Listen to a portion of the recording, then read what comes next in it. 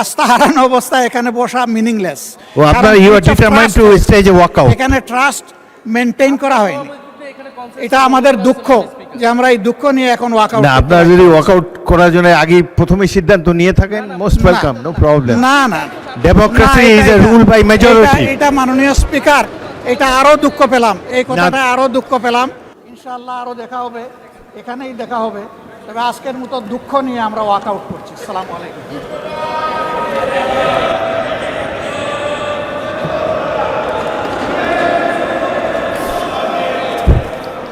ছাত্রী দেখতেছি না, আবারও মাননীয় বিরোধী দলের নেতা, এটা তো ছোট্ট একটা বিষয়, এটি নিয়ে তিক্ততার আমি কোনো সুযোগ দেখি না। বলুন, তবুও বলুন আপনি। মাননীয় স্পিকার, ওনারা বলেছেন যে অধিকতর যাচাই বাছাই করে আগামীতে আরও সুন্দর বিল আনবেন, কিন্তু ওনারাই আবার বলছেন যে আজকে রাত্রে 12টায় টাইম শেষ।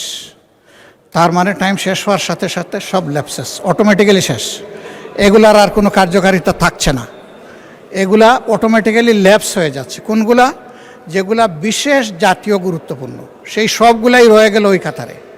তো এইগুলা যদি এই কাতারেই রয়ে যায়, তাইলে মাননীয় স্পিকার, আপনাকে আমরা কিভাবে সহযোগিতা করব বলেন?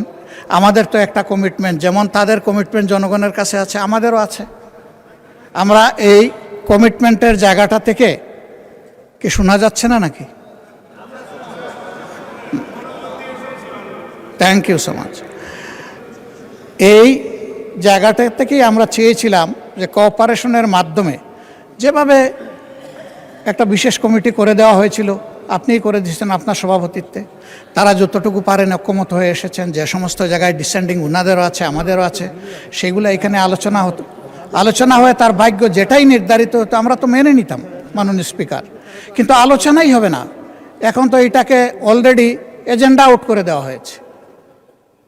তাইলে আমরা কি করতে পারি বলেন? বলা হচ্ছে যে ভবিষ্যতে আনবেন, ভবিষ্যতে আজকে রাত্রে 12টার পর তো আর 1 মিনিট কাউন্ট হবে না, এটাই তো রেড লাইন।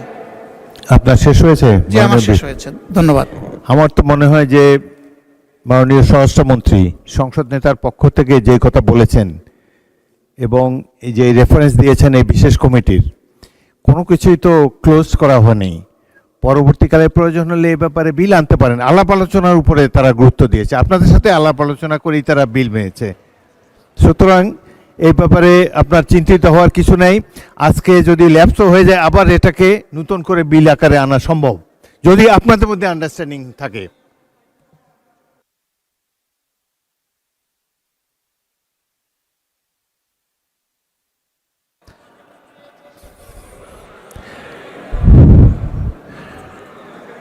মাননীয় বিরোধী দলের নেতা, আমার তো মনে হয় যে, আচ্ছা মাননীয় চিফ হুইপ বলেন। মাননীয় স্পিকার, চিফ হুইপকে একটু শুনেন। মাননীয় স্পিকার, বিরোধী দলীয় নেতা, মাননীয় স্পিকার, বিরোধী দলীয় নেতা যে কথা বলেছেন আর আপনি যে কথা দেখিয়েছেন, বলেছেন যে আর স্পিরিট অফ কোঅপারেশন, অ্যাকচুয়ালি আমাদের মাননীয় আইনমন্ত্রী কথা বলেছেন, মাননীয় স্বরাষ্ট্রমন্ত্রী কথা বলেছেন, এবং আমাদের নেতার সাথেও কথা বলেছি, সংসদ নেতার সাথে। বিষয়টা হলো এই যে এখানে এই পৃষ্ঠের মধ্যে রিপোর্টে আছে, আমরা রিপোর্ট নিয়ে বসে থাকলাম বা থাকলাম না এরকম নয়। আমরা চাচ্ছি, আমি মাননীয় সদস্য আপনার দৃষ্টি আকর্ষণ করছি, আমরা চাচ্ছি একটা সমঝোতা হোক এবং সমঝোতার ভিত্তিতে হোক। আমাদের তরফ থেকে আগামী সংসদে, আগামী সেশন তো ইনশাল্লাহ বাজেট সেশন হবে, বাজেট সেশনে সবগুলো বিল আসবে ইনশাল্লাহ, সবগুলো বিল আসবে, তখন আপনারা সময় পাবেন এখানে, এবং এই সবগুলো বিলই আগামী বাজেট সেশনে আসবে। সুতরাং সেখানে যেমন আপনারা আলোচনার সুযোগ পাবেন এবং এখানে কন্ট্রিবিউট করার সুযোগ পাবেন। মাননীয় বিরোধী দলের নেতা, চিফ হুইপ অ্যাসুরেন্স দিয়েছে প্রত্যেকটা বিল আগামী সেশনে আসবে। I think this should satisfy you. প্রত্যেকটা বিলই আগামী সেশনে আসবে। বিরোধী দলের নেতাকে মাইক দেন, মাইক দেন। আস্থা হারানো অবস্থায় এখানে বসা মিনিংলেস। ও আপনার you are determined to stage a walkout. এখানে ট্রাস্ট মেনটেন করা হয়নি, এটা আমাদের দুঃখ যে আমরা এই দুঃখ নিয়ে এখন ওয়াকআউট। না, আপনারা যদি ওয়াকআউট করার জন্য আগে প্রথমে সিদ্ধান্ত নিয়ে থাকেন, মোস্ট ওয়েলকাম, নো প্রবলেম। না না, democracy is a rule by majority. এটা মাননীয় স্পিকার, এটা আরো দুঃখ পেলাম, এই কথাটা আরো দুঃখ পেলাম। আপনি, আপনার কাছে আমরা প্রথম দিনই আশা করেছিলাম, আপনিও বলেছিলেন যে আপনি জাস্টিস মেনটেন করবেন, জব সফার আপনি অনেক করেছেন, কিন্তু আজকের দিনটা এই সময় এসে আমরা জাস্টিস পেলাম না মাননীয় স্পিকার। মাননীয় বিরোধী এই দলের কথা নেতা, নিয়েই- মাননীয় বিরোধী দলের নেতা চিফ হুইপের অ্যাসুরেন্স যে প্রত্যেকটা বিল আগামী না, না, সেশনে আসবে, না। আপনার মেইন কোয়েরি তো এটাই ছিল। বিশেষ এক মাস কমিটিতে পরেই assurance, প্রত্যেকটা বিল আসছে। বিশেষ কমিটিতে অ্যাসুরেন্স, উপদেষ্টা কমিটিতে অ্যাসুরেন্স, সবই তো উলটপালট হয়ে যাচ্ছে একটা অংশ। তো এলে ট্রাস্টের জায়গাটা ওনারা তো রাখলেন না মাননীয় স্পিকার। আমি তো বললাম যে মাননীয় এখানে বিরোধী আপনি দলের দৃষ্টি নেতা। আকর্ষণ করার পরে আমরা কিন্তু সহযোগিতা করেই যাচ্ছিলাম যে ঠিক আছে কনসেনসাস যা হয়েছে আমরা আর কথা বলবো না, আমরা হাতেই বুড় দিয়ে দিয়ে চলবো, আমরা চলেছি। কিন্তু এখন এসে দেখতে পাচ্ছি যে আমাদেরকে আসলে ব্ল্যাক আউট করে দেওয়া হচ্ছে। ওই ব্ল্যাক আউট কেন আমরা হব মাননীয় স্পিকার? মাননীয় বিরোধী আমরা তো দলের নেতা, blackout হতে আপনার চাই না। আপনার প্রধান প্রশ্ন ছিল যে এই বিলগুলা যেগুলা উঠেনি এই হ্যাঁ। অধিবেশনে, জি। সেগুলার ফেট কি হবে, জি। সেটা বিরোধী দল ট্রেজারি বেঞ্চ থেকে এবং বলা হয়েছে মাননীয় স্পিকার, আমি স্মরণ প্রত্যেকটা করিয়ে বিল দিচ্ছি, আনা হবে আগামী অধিবেশনে। মাননীয় স্পিকার, আমি স্মরণ করিয়ে দিচ্ছি, আপনি সেদিন বলেছিলেন রাত 12টা হলেও সেশন কন্টিনিউ করবে এবং সবগুলো আলোচনা হবে। এটা যদি হয় বসবো, শুনবো, 12টা পর্যন্ত আমরা অংশগ্রহণ করব, কোনো অসুবিধা নাই। কিন্তু এখানে বলা হয়েছে 16টা কোনো বিল এখন অসুবিধা নেই। উত্থাপন করা হবে না, এটা তো বিশেষ বিলেরই আমরা তো ওই আস্থা এটা রাখতে সিদ্ধান্ত। পারছি না, ওই আস্থার জায়গা ওনারা নষ্ট করে ফেলেছেন। এই জাদুঘরের রাখতে পারছি না। জাদুঘরে একটা ক্লজে ভবিষ্যতে ওনারা যখন আনবেন তখন ভবিষ্যতে বেঁচে থাকলে আমরা অংশগ্রহণ করব।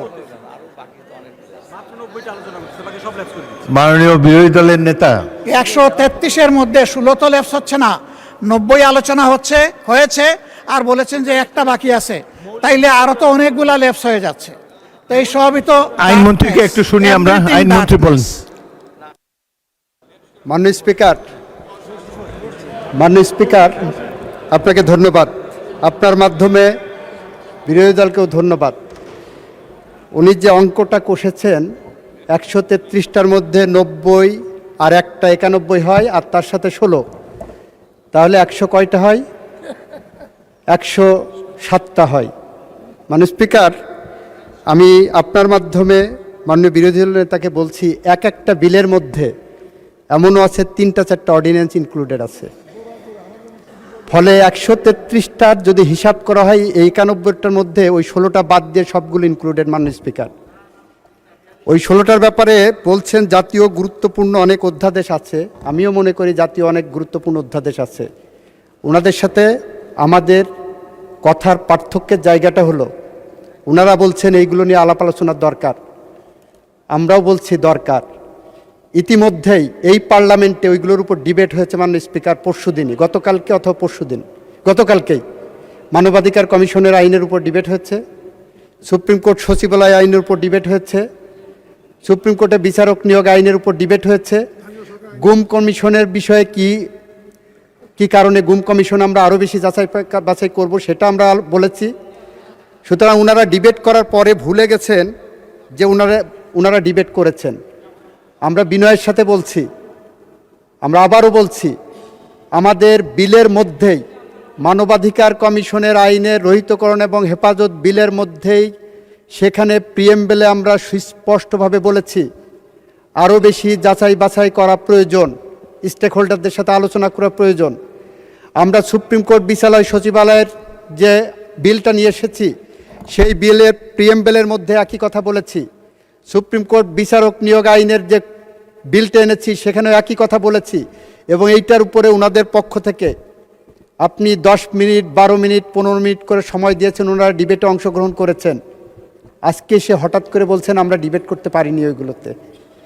আজকে এসে বলছেন 91টা বিল পাস হলো, তাহলে 133টার বাকিগুলো কি হলো?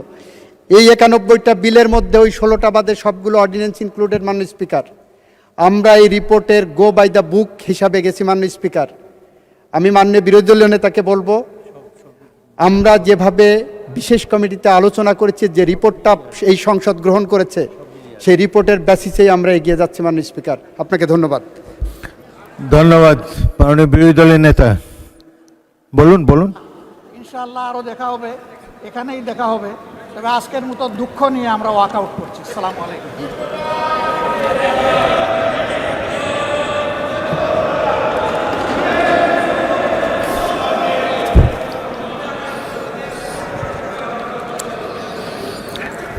আপনার স্বপ্নগুলো আকাশ ছুবে প্রবাসীর হেলিকপ্টারের মাধ্যমে। বিয়ে, জন্মদিন অথবা যে কোনো বিশেষ প্রয়োজনে হেলিকপ্টার ভাড়া করতে যোগাযোগ করুন স্ক্রিনে দেয়া নাম্বারে। প্রবাসীর হেলিকপ্টার, নিরাপদ ও সাশ্রয়ী বাহনের বিশ্বস্ত নাম।